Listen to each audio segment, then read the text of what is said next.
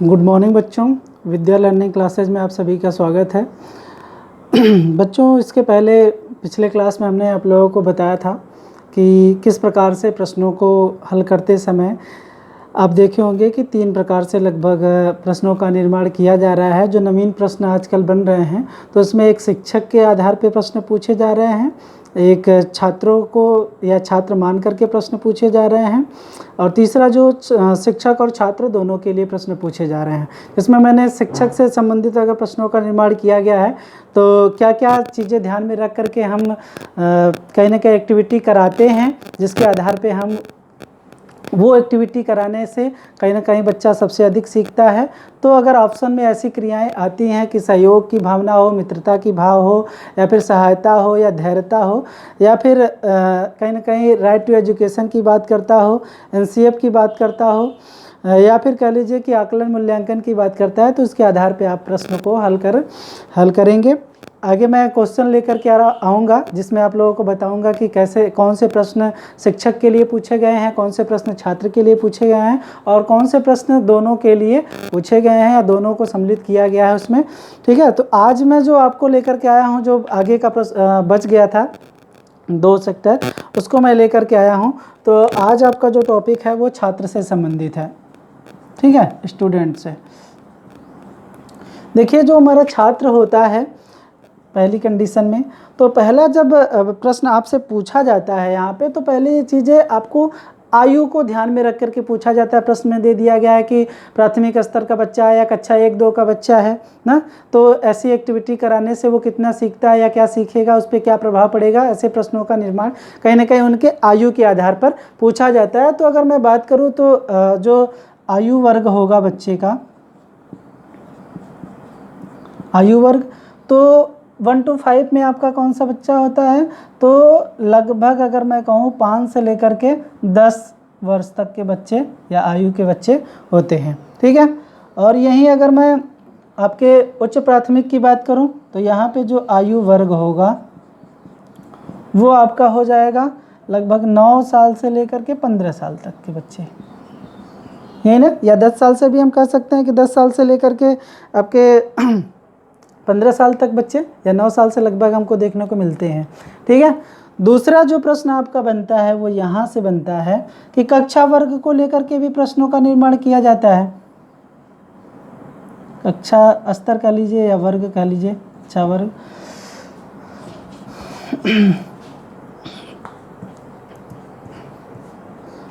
कक्षा वर्ग ही रखते हैं।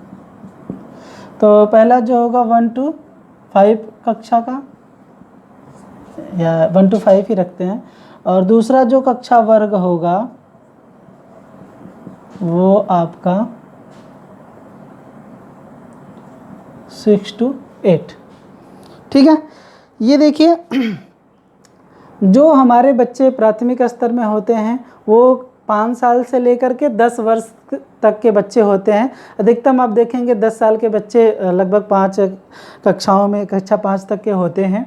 आप 11 या 12 साल के बच्चे को बहुत कम देखते होंगे, अपवाद के रूप में 1-2% अगर आपको ऐसे बच्चे मिल जाते होंगे तो मिल जाते होंगे, अन्यथा 10 वर्ष के बच्चे ही आपको कहीं ना कहीं प्राथमिक स्तर में देखने को मिलते होंगे या प्राथमिक कक्षा में मिलते होंगे। ठीक है, जो हमारा 6 to 8 है, जो आयु वर्ग है, उसमें कहीं ना कहीं आप देखे होंगे इस कैटेगरी के या इस कक्षा के वर्ग में आप 9 से लेकर के 15 वर्ष के बच्चे आपको देखने को मिलते होंगे। अगर दोनों कक्षाओं में बात करूं तो 5 से लेकर के 15 वर्ष तक के बच्चे हमारे होते हैं, और उन्हीं के आधार पे कहीं ना कहीं प्रश्नों का निर्माण किया जाता है कि इस वर्ष का बच्चा है तो पढ़ने में ये कहीं ना कहीं ड पढ़ रहा है, या फिर कलम को सही ढंग से नहीं पढ़ पा रहा है, तो आप टीचर होने के नाते क्या करेंगे, कौन सी क्रिया कराएंगे जिसके आधार पे आप उसको सुधार सकते हैं। क्या उसको आप क्लास से बाहर कर देंगे, क्या आप उसको डांटेंगे, मारेंगे, फटकारेंगे, या कहेंगे कक्षा में कभी मत आओ, या फिर आप उसकी सहायता करेंगे या मदद करेंगे।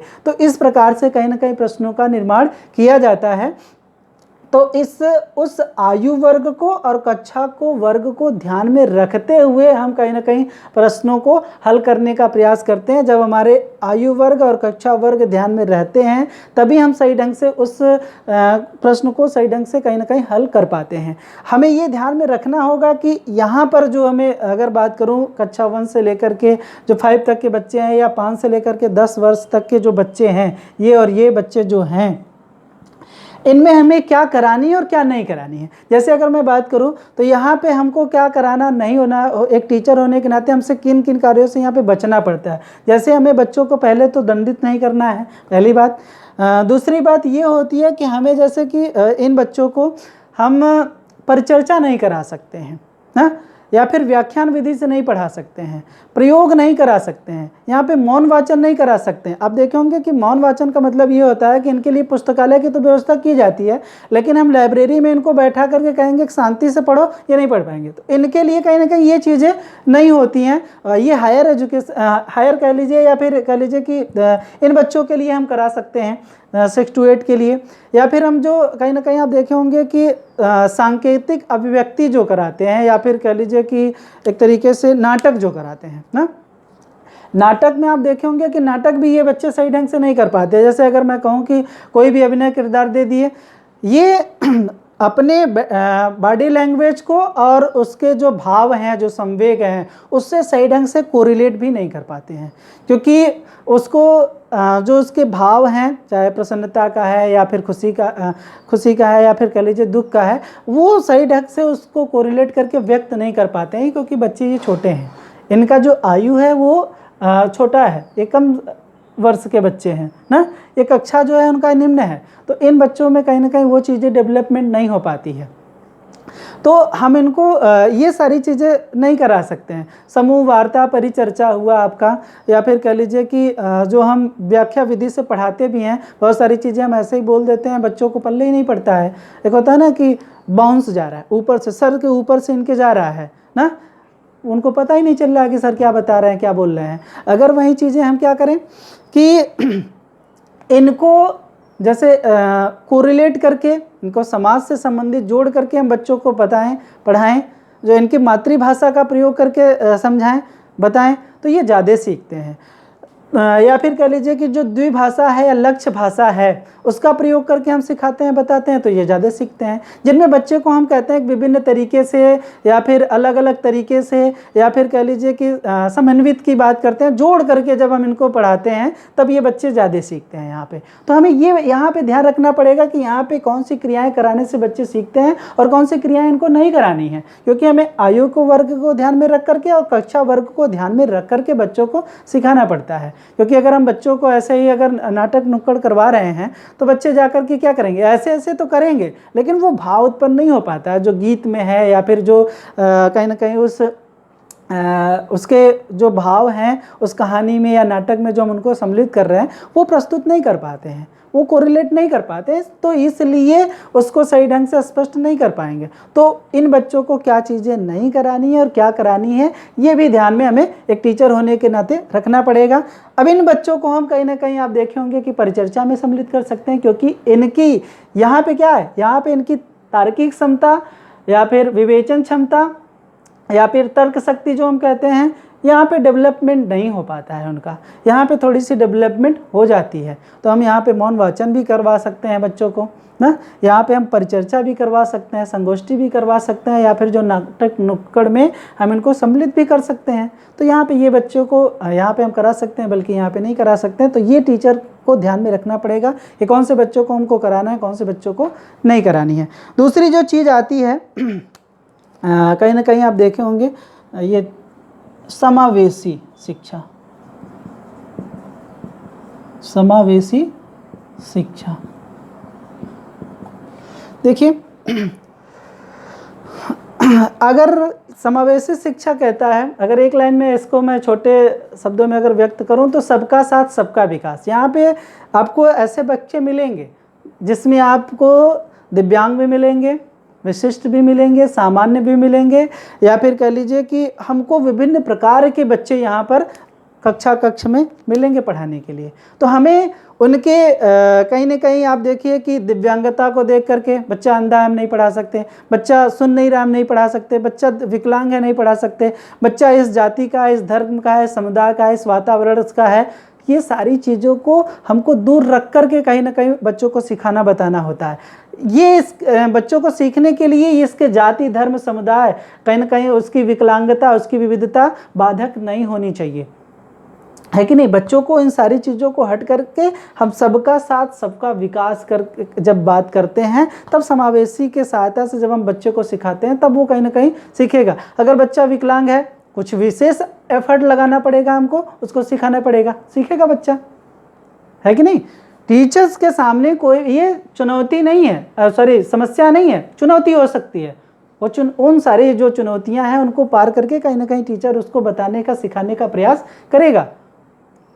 चाहे जिस वातावरण से आता हो, चाहे जिस कैटेगरी का हो, अगर सीखने में तत्पर है, सीखने की क्षमता उसके अंतर्गत है, तो चाहे विकलांग हो, दिव्यांग हो, चाहे अंधा हो, चाहे बहरा हो, चाहे गूंगा हो, सारे चाहे जो उसके अंदर हो, बच्चे को कहीं ना कहीं सिखाने का जो उत्तरदायित्व वो टीचर पे होगा। बच्चा चाहे जिस कैटेगरी का हो, दिव्यांग ही तो क्यों ना हो, ठीक है। तो समावेशी की भी बात करता है, समावेशी में बच्चा चाहे जिस कैटेगरी का है कहीं ना कहीं टीचर्स को सिखाना ही पड़ेगा, ठीक है।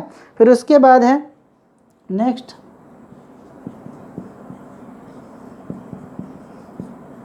बाल केंद्रित शिक्षा।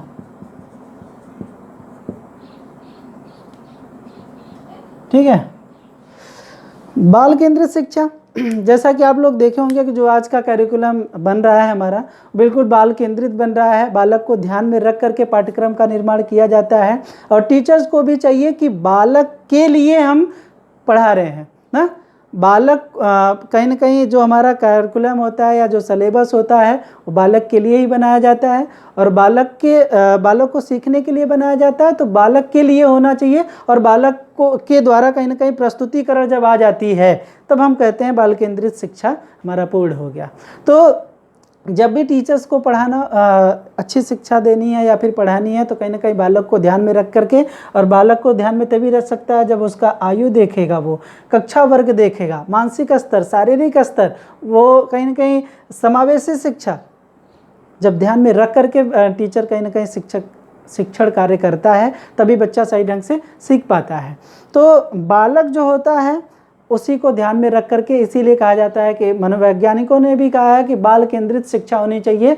कहीं ना कहीं अगर शिक्षक केंद्रित होता है तो शिक्षक सिर्फ और सिर्फ क्या करता है, वक्ता के रूप में सिर्फ बोलता है और छात्र क्या होते हैं, निष्क्रिय रूप से श्रोता के रूप में सिर्फ सुनते रहते हैं। आदान प्रदान कहीं ना कहीं सही ढंग से नहीं हो पा रहा है। आप बच्चा क्या निष्क्रिय है, वो श्रोता के रूप में सिर्फ सुन रहा है। तो क्या होना चाहिए, सक्रियता होनी चाहिए छात्र की। तो कहीं ना कहीं इसीलिए जॉन डेवी ने कहा है कि आप देखे होंगे कि त्रिध्रुवी प्रक्रिया है जिसमें वो कैरिकुलम को भी जोड़ते हैं, छात्र को भी जोड़ते हैं और कहीं ना कहीं शिक्षक को भी जोड़ते हैं कि ये तीनों लोग जुड़ करके कहीं ना कहीं बाल केंद्रित शिक्षा की बात करते हैं, सिखाने की बात करते हैं। तो ये कहा जा रहा है कि बच्चे को ध्यान में रख करके कहीं ना कहीं चीज़ें सिखाई जाए, बताई जाए और उसके जब साथ में लेकर के बालक को साथ में लेकर के जब शिक्षा प्रदान की जाती है तभी बच्चा अधिक सीखेगा। फिर उसके बाद है समावेशी बाल केंद्रित के बाद आप लोगों का 5वां पॉइंट है समन्वित शिक्षा।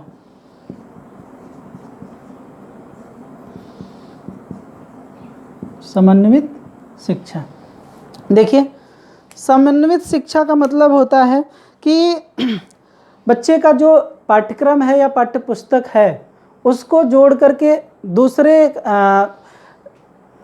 कहीं ना कहीं जो विषय हैं उससे भी क्या करना, उसको जोड़ करके बच्चे को सिखाना और बताना। जैसे जो बच्चों को हम सिखा रहे हैं, बता रहे हैं, वो दूसरे विषय से भी उसको कोरिलेट करके, जैसे अगर इतिहास, भूगोल, नागरिक शास्त्र, अर्थशास्त्र, हिंदी, गणित, विज्ञान, सब विषयों को उसको क्या करना, जोड़ करके, जो हम लक्ष्य भाषा या द्वितीय भाषा की बात करते हैं ना, दूसरे भाषाओं के कहीं ना कहीं आप अगर अंग्रेजी सिखा रहे हैं तो हिंदी भी सिखाएंगे, आप उसको संस्कृत भी सिखाएंगे, उर्दू भी सिखाएंगे, पंजाबी, फारसी, मराठी, गुजराती, जो भी भाषा है उसको क्या करेंगे, जोड़ करके कहीं ना कहीं दूसरी भाषा को भी आपको सिखाना पड़ेगा।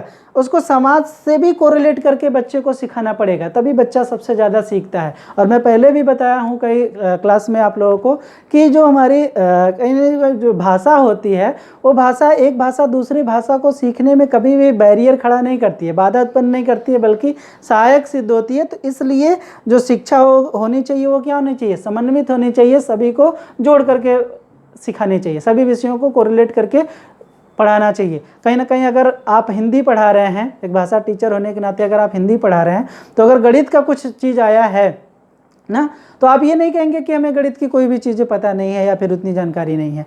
आपको हिंदी के साथ उस गणित के जो बेसिक ज्ञान है उसको भी जोड़ करके बच्चों को पढ़ाना पड़ेगा, तभी कहीं ना कहीं सही ढंग से बच्चा सीख पाएगा। उसके समाज से जोड़ करके पढ़ाइए कि आप जाते हैं जब मार्केट में 10 रुपये लेकर जाते हैं तो 2 रुपये का पार्ले बिस्कुट खरीदते हैं, 1 रुपये का चॉकलेट खरीदते हैं, 1 रुपये का शैम्पू खरीदते हैं, तो आपके पास कितना पैसा बचता है। तो ये जब चीज़ें आप समाज से उसको कोरिलेट करके, उसके वातावरण से कोरिलेट करके जब सिखाएंगे, बताएंगे, समन्वित करके कहीं ना कहीं जब सिखाते हैं, तो बच्चा सबसे अधिक वहाँ से भी सीखता है। फिर उसके बाद लास्ट है ये छठा पॉइंट, समाहित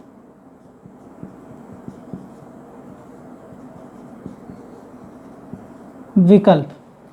देखिए टीचर के लिए छात्र के लिए एक प्रश्न पूछता है समाहित विकल्प। अब ये समाहित विकल्प क्या होता है, जैसे अगर आपसे प्रश्न पूछ दिया जाए जिसमें आपको पहले प्रश्न में ऑप्शन देता है या एक्टिविटी देता है कि बच्चा सबसे अधिक सीखता है। अब किससे सीखेगा, 4 एक्टिविटी दे दिया है। बच्चा सुन करके सीखता है, फर्स्ट ऑप्शन। सेकेंड ऑप्शन पूछता है कि बच्चा बोल करके सीखता है। थर्ड ऑप्शन में दे रहा है कि बच्चा सुन करके, बोल करके और उसके बाद पढ़ करके सीखता है ना।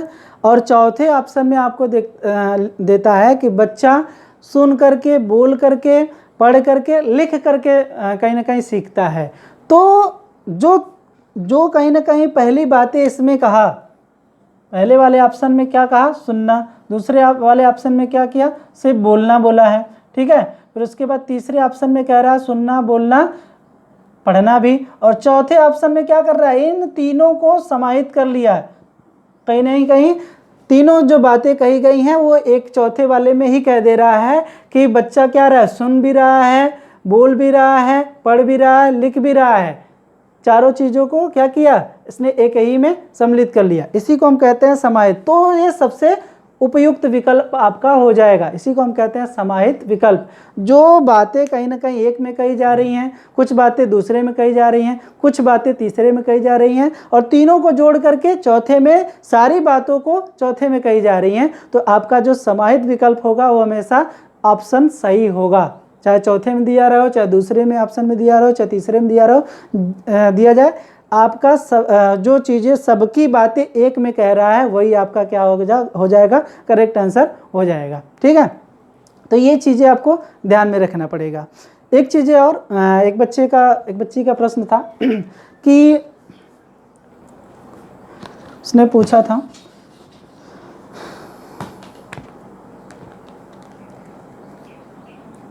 कि RTE 2010 ये क्या है सर।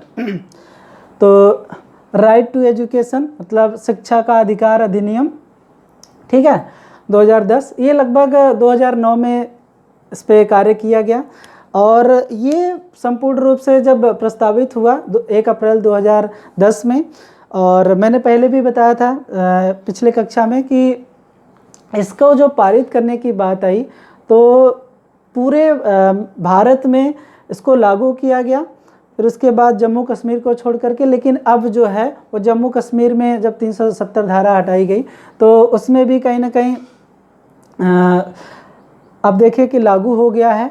इसमें जो बात कही गई है मुख्यतः कुछ बातों को मैं आपके सामने रख रहा हूँ। पहली बात ये कही गई है कि सभी बच्चे को शिक्षा लेने का अधिकार है, ठीक है। और जो बच्चे 6 to 8 या कह लीजिए 6 से लेकर के 14 वर्ष के जो बच्चे हैं उनको निःशुल्क और अनिवार्य रूप से शिक्षा लेने का अधिकार है। आपको उनके शिक्षा से कोई भी टीचर, कोई भी प्रदेश, चाहे आपके कह लीजिए गवर्नमेंट हो, चाहे आपके केंद्र गवर्नमेंट हो, कोई भी उस बच्चे को शिक्षा से वंचित नहीं कर सकता है। ये कहीं ना कहीं आप उसका संविधान उसको अधिकार देता है, उसका कहीं ना कहीं उसका लोकतंत्र उसको अधिकार देता है उस बच्चे को शिक्षा का। फिर दूसरी बात कही जाती है कि बच्चे को आप उसके निकटतम से निकटतम विद्यालय उपलब्ध कराएंगे। जैसे बात की जाती है कि बच्चे को प्राथमिक स्तर का शिक्षा ग्रहण करना है तो 3 किलोमीटर के अंदर उसको कहीं ना कहीं विद्यालय उपलब्ध कराना पड़ेगा। ठीक, नेक्स्ट जो बातें हैं कि बच्चे को आप जो भी सुविधा मुहैया कराना पड़ेगा, जैसे कि बच्चे को कहीं ना कहीं आप देखे होंगे कि निःशुल्क जब बात आ जाती है तो उसको जो पुस्तक देना है वो भी बच्चे को निःशुल्क आप प्रदान कराएंगे विद्यालय से। बच्चे को कहीं ना कहीं किताबें हैं वो भी कहीं ना कहीं आप उसको या तो पैसा दिलाते हैं या तो फिर आप कहीं ना कहीं विद्यालय से पुस्तक आपको प्रोवाइड कराया जाएगा, बच्चे को प्रोवाइड कराया जाएगा। फिर उसके बाद है ड्रेस, जितने भी हैं उसको प्रोवाइड, जूता चप्पल या ड्रेस जो उनके विद्यालय के चलते हैं वो उनको प्रोवाइड कराई जाएंगी। मध्याह्न का जो भोजन है वो उनको निःशुल्क दिया जाएगा। फिर स्कॉलरशिप की भी बच्चों की व्यवस्था है, ये भी कहीं ना कहीं चीज़ें उसको प्रदान कराई जाएगी बिल्कुल निःशुल्क। ठीक है, और बच्चों को पढ़ने के लिए प्रेरित भी किया जाएगा। आप अगर बच्चा पढ़ने के लिए प्रेरित है, अगर आप किसी कारण से उसके जाति धर्म समुदाय को लेकर के या उसकी विकलांगता को लेकर के अगर बच्चे को आप कह रहे हैं कि वो नाम नहीं लिखा सकता, तो वो आप पे कंप्लेन भी कर सकता है, और कंप्लेन के लिए आपको कहीं ना कहीं 10,000 का जुर्माना और 10 साल का आपको एक टीचर को सज़ा भी हो सकती है। ये कहीं ना कहीं उसके अधिकार में है बच्चे के। ठीक है, ये उसको संविधान अधिकार देता है। ठीक, उसके साथ साथ भी बहुत सारी चीज़ें इसके अंतर्गत बताई गई हैं, क्योंकि ये बच्चे का अधिकार है। आप उसकी विकलांगता को लेकर के, उसके कहीं ना कहीं जाति को लेकर के, धर्म को लेकर के, समुदाय को लेकर के बच्चे को नहीं विभाजित कर सकते हैं या शिक्षा से वंचित नहीं कर सकते हैं। इसी को हम कहते हैं राइट टू एजुकेशन। ठीक है, जब मैं इसको विस्तार पूर्वक बताऊंगा तो बहुत सारी बातें इसके अंतर्गत जो आएंगी उसको मैं क्लियर करता चलूँगा। ठीक है, एक मिनट।